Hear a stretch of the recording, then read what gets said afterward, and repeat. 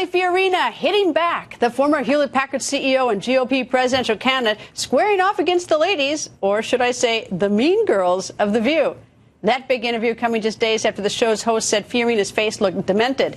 Fiorina challenged the host to have the guts to say it to her face, and they did. How will you get a thicker skin to accept some of the humorous things that will be said about you? Well, hey, if you meant your comment about my face being demented in a Halloween mask as humorous, so be it. I guess you misinterpreted Donald Trump's comments about my face and thought those weren't humorous. You sort of took him to task. Hold on. But the point is, look, I have a real thick skin.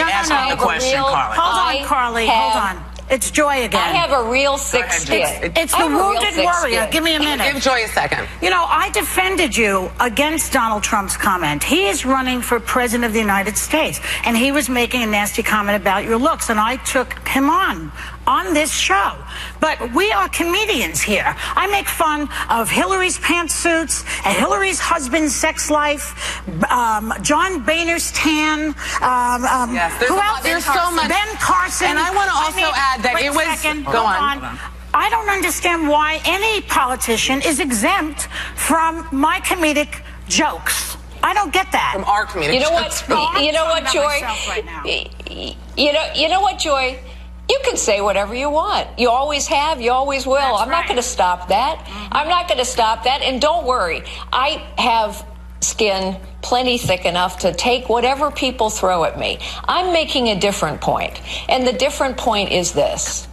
I think that there are real issues in this nation that we ought to be able to discuss in a fact-based, civil fashion. Absolutely. And frankly, I don't think we talk that way enough. Former New York Congresswoman and co-chair with the Fiorina campaign, Nan Hayworth, goes on the record. Nice to talk to you. And with you, Greta. Thank you. So let's start first with the ladies of The View, who I sort of tongue-in-cheek say the mean girls of The View. What did you think about how they handled this confrontation with this presidential candidate?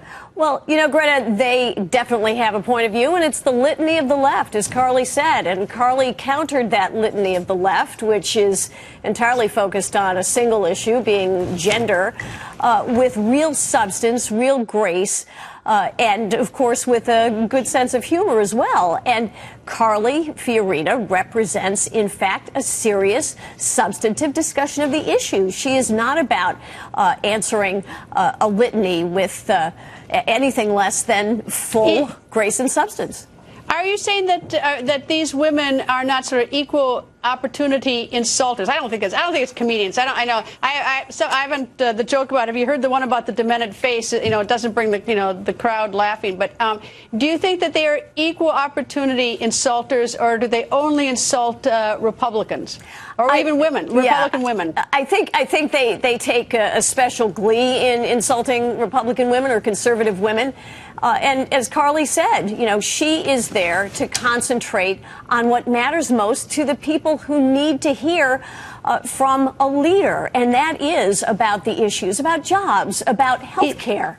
You know, well, why do you think that they went after Donald Trump for insulting Carly Fiorina, yet they think that what they say about Carly Fiorina is somehow green-lighted or funny? Well, it seems to be something of a blind spot, no question. Look, you know, they have definitely a certain agenda. They have a certain slant. Carly recognized it. Carly countered it with grace and good humor.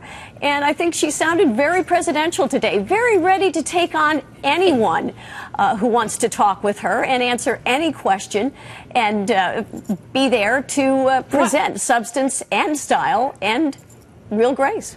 They say they made fun of Hillary Clinton's pantsuits. I don't know if they make fun of Donald Trump's hair or somebody's tie. You know, is that a sort of a good defense to them? you know, it's certainly, I mean, it seems very petty, let's face it, Greta, compared to what we actually have to tackle, exactly the things that Carly wants to talk about, that I was, of course, you know, that I was just mentioning. You know, how are people going to survive in this economy? How are they going to find jobs? How are they going to have health care they can afford? How are they going to, how are we going to deal with ISIS as a nation? Carly Fiorina is ready as a leader to tackle those questions. And the fact is that Carly Fiorina, basically every woman, Democrat or Republican, has heard dopey things said about them, which is a little bit surprising when the dopey things come from women themselves. But anyway, I sort of hold the women to a higher standard. Oops, my mistake this time. Anyway, thank you for joining us. Thank you, Greta. Carly's holding to that higher standard, too. So how did this ongoing battle between Carly Fiorina and the women of The View start? Well, take a look. You know, people tell me that I didn't smile enough during the last debates. She looked demented. Like Halloween mask. I love that. Of course there's a double standard. I am tired of being insulted by liberal feminists. Let's see if they have the guts to say that to my face. Just so we're all clear, you have to know the difference between when somebody's coming for you and when somebody is paying you a compliment and when somebody is saying, here's my observation. If you can get that together, maybe you can be president. I never like this stuff. I don't like when women pick on each other's faces. It's 7th grade Mean Girls stuff. How will you get a thicker skin to accept some of the humorous things that will be said about you? Hey, if you meant your comment about my face being demented and a Halloween mask as humorous, so be it. And don't worry, I have skin plenty thick enough to take whatever people throw at me. I think that there are real issues in this nation that we ought to be able to discuss in a fact-based, civil fashion.